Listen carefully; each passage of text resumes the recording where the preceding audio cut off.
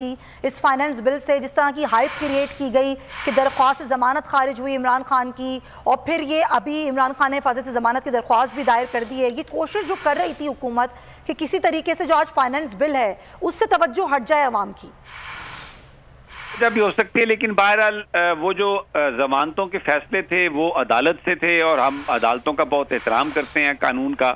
آپ فیصلے پر تو کر سکتے ہیں، اپنی رائے دے سکتے ہیں، لیکن کنڈکٹ پر کسی عدالت کے یا جج پر ہم اپنی رائے نہیں دے سکتے. تو جو اس میں ایک تو اسلام آباد ہائی کورٹ نے ریلیف دے دیا، بینکنگ کورٹ کو روک دیا، اور اب یہ جو انسداد دہشت گردی نے ضمانت جو درخواست خارج کی ہے عمران خان صاحب کی، لاہور ہائی کورٹ میں اس کا وہ ہو گیا ہے. اب یہ آپ نے بتا رہی ہیں طارق سلیم شیخ ابھی تھوڑی دیر میں اس کی سماعت کریں گے، تو ہوپ فلی وہ مل جائے گا. لیکن حکومت عمران خان کو گرفتار کرنا چاہتی ہے. اس میں آج اور بڑے سوال ہیں جو آج اس میں جو فیصلے ہوئے ہیں کہ جب ایک سرٹیفائیڈ اسپیشلسٹ کی رپورٹ ہے میڈیکل کی کہ وہ ٹریول نہیں کر سکتے، تو کس بنیاد پر اس رپورٹ کو ریجیکٹ کیا گیا؟ عدالت نے کس بنیاد پر اس کو ریجیکٹ کیا؟ تو یہ بڑے اہم سوال ہیں. اور پھر اچانک دونوں عدالتوں کی طرف سے ایک ہی طرح کا فیصلہ آنا. لیکن اب ظاہر ہے مجھے وہ یاد آ رہا ہے بات کہ اگر اعتزاز احسن صاحب کوئی بات کریں گے تو ان کو تو کچھ نہیں ہوگا. مجھ جیسا ناچیز آدمی اگر کوئی رائے دے گا تو ہو سکتا ہے میں کسی رفڑے میں نہ پڑ جاؤں. اس لیے میں اس پر جو وہ ریئیکشن یا کامنٹ ہے وہ میں سمجھتا ہوں کہ اعتزاز صاحب بھی صحیح جواب دے سکتے ہیں. لیکن بہرحال ایک مسئلہ ہے، ایک سوال ہے لوگوں کے ذہنوں میں. اب مجھے نہیں پتا اس کا کون جواب دے سکتا ہے. صحیح کہہ رہے ہیں آپ سمیع صاحب. اچھا ذرا آپ دوبارہ منی بجٹ پہ بات کرنا چاہتے ہیں.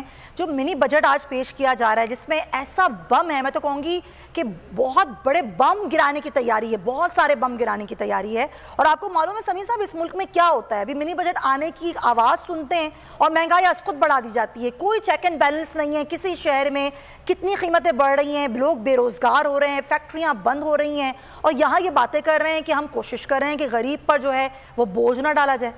دیکھیں جو ٹیلی فون ہے نا، اسمارٹ فون، پوری دنیا مہذب ممالک میں یا جو ڈیولپڈ ملک ہیں وہاں پر بچے اسکول کا ہوم ورک کرتے ہیں نا، وہ بھی سارا انٹرنیٹ پہ کرتے ہیں، جس کے لیے اسمارٹ فون چاہیے ہوتے ہیں. تو یہاں پر اس کو لگژری سمجھا جاتا ہے، بلکہ پوری دنیا میں یہ ایک ضرورت ہے. تو آپ اس پر بھی ٹیکس بڑھا رہے ہیں. عام آدمی کے پاس ایک یہی چیز ہے، موبائل فون، اور آگے جا کے بچوں نے بھی اسی سے پڑھنا ہوتا ہے، سب کچھ کرنا ہوتا ہے. تو اس کو یعنی آپ یہ کیا پتھر کے زمانے میں لوگوں کو لے جا رہے ہیں؟ آپ جو لوگوں کی قیمت خرید ہے اس کو آپ اتنا اس کو کمپرومائز کرنے پر مجبور کر رہے ہیں.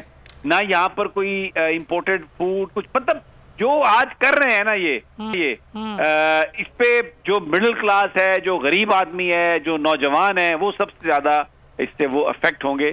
اور یہ جو مالدار اسامیاں جو یہ جن کو اصل میں قربانی دینی چاہیے تھی، جن کے اوپر زیادہ ٹیکس لگانا چاہیے تھا، جو لوگ بڑے بزنس مین ہیں ان سے یہ پیسے پورے کرنے چاہیے تھے، ان کو چھوڑ کے تو یہ جو ٹیکس لگا رہے ہیں یہ مڈل کلاس پہ، غریب لوگوں پہ، یا وہ چیزیں جو نوجوانوں کے لیے علم کا باعث ہیں، ترقی کا باعث ہیں، ان کو یہ روکنے کی. بالکل مجھے وہ یاد آ رہا ہے کہ جو جاگیردار ہیں وہ اپنے علاقوں میں اسکول نہیں بننے دیتے تاکہ بچے وہاں پر پڑھ لکھ نہ جائیں اور وہ ان کی کہیں دسترس سے باہر نہ نکل جائیں. تو یہ گورنمنٹ بھی آسٹیرٹی کے نام پر، ریفارمز کے نام پر ان چیزوں پر ٹیکس لگا رہی ہے جہاں علم بھی آ سکتا ہے، جس کو آپ پوزیٹیولی بھی یوز کر سکتے ہیں. ایکچولی سمیع صاحب ہم لوگ ڈفرینشیٹ ہی نہیں کر پا رہے نا، ہماری حکومت ڈفرینشیٹ ہی نہیں کر پا رہی کہ لگژری آئٹم اور ضرورت میں کیا فرق ہے. تھینک یو سو مچ سمیع صاحب، آپ کے وقت کا بہت شکریہ.